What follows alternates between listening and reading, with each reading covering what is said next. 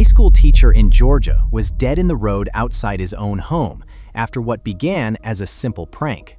Late on the night of Friday, March 6th, 5 students drove to Jason Hughes' home in Gainesville, Georgia.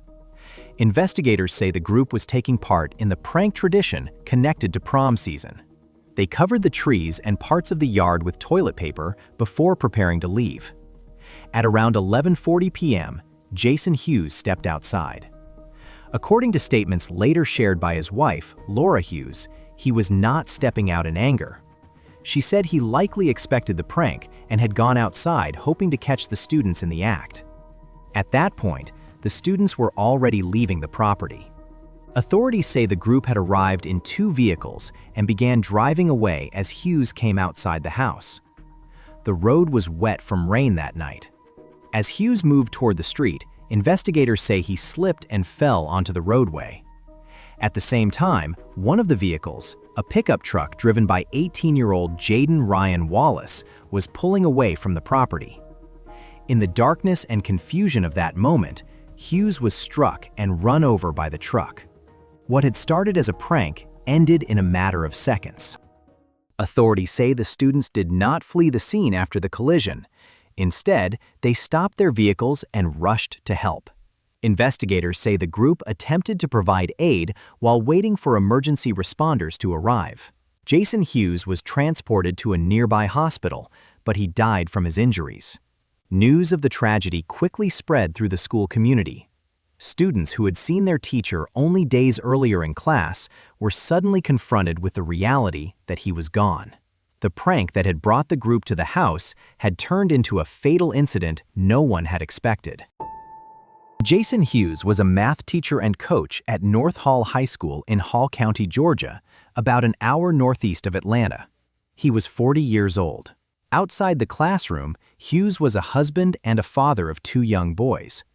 Colleagues and students remembered him as someone who took his role as a teacher seriously, someone who spent years working with students both inside and outside the classroom. After his death, the Hall County School District described him as a loving husband, a devoted father, and a passionate teacher and mentor who was respected by students and colleagues. For many teenagers at North Hall High School, he was simply Mr. Hughes, a familiar presence in the hallway and the classroom.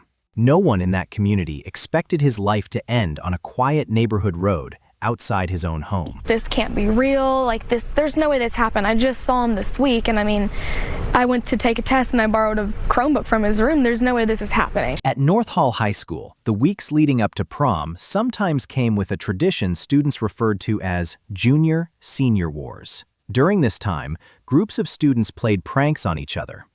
One of the most common involved covering a house or yard with toilet paper, something teenagers often called rolling a house. The activity was immature but widely known among students.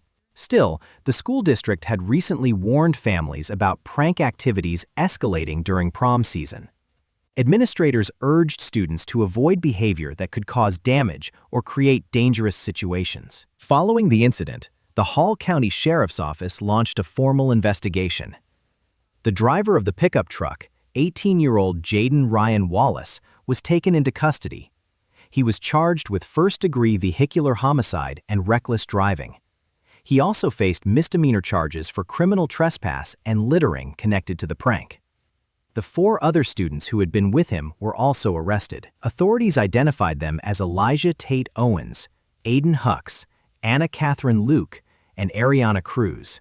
Each of them faced misdemeanor charges for criminal trespass and littering related to the prank activity at Hughes' home. Investigators focused on the sequence of events that led to the fatal moment, including the conditions of the road and the circumstances surrounding the vehicle leaving the property. In many cases like this, the public expects anger from the victim's family.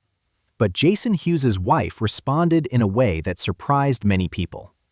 Laura Hughes explained that her husband had not gone outside to angrily confront the students.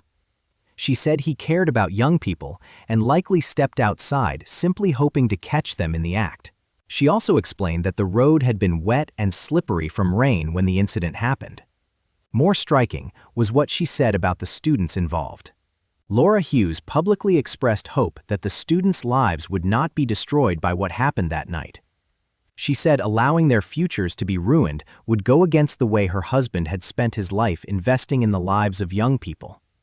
For many in the community, the statement reflected the kind of teacher Jason Hughes had been. I think it's taken a toll on a lot of the community. He was very social with people, and he was always at events, and he was always just cheering people on. And he was so passionate about teaching and how he made just the deepest impression on each and every student that he came by, but then also just the way that he cared about you. In the days that followed, grief counselors were sent to North Hall High School to support students and staff. Memorial gatherings were held as classmates, teachers, and families tried to process what had happened. A fundraiser created for the Hughes family quickly gained support, raising hundreds of thousands of dollars to help with immediate expenses and to support the future of Hughes's two sons. The response showed how deeply the tragedy had affected the community. A teacher had died outside his own home, and the circumstances surrounding his death were difficult for many people to comprehend. In the end, the story of his death forced an entire community to reflect on responsibility, forgiveness, and the fragile line between intention and consequence. Sometimes a tragedy begins in a moment that feels ordinary, and by the time anyone realizes what has happened, the outcome cannot be undone. Behind every headline, there is always a story, and this one ended on a quiet road outside a teacher's home.